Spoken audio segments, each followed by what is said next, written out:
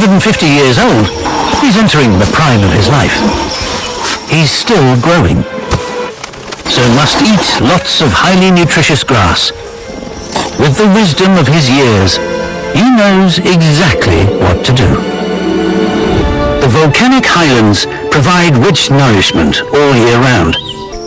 It will be an epic migration. Albeit a very slow one. Surprisingly, his old age is the key to his success. After a month, he arrives. A seasonal retreat for the oldest and biggest residents of the island. By trekking here once a year, he'll thrive, even as he closes in on his 200th birthday. Getting healthier and stronger. His old age really will be the best years of his life. And when winter arrives, he'll make the long, slow journey back to the coast.